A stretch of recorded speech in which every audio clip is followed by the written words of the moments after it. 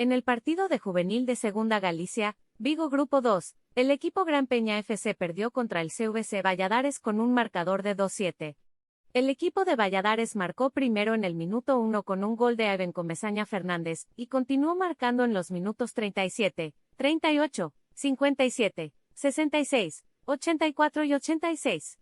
El equipo de Gran Peña FC marcó en los minutos 45 y 49.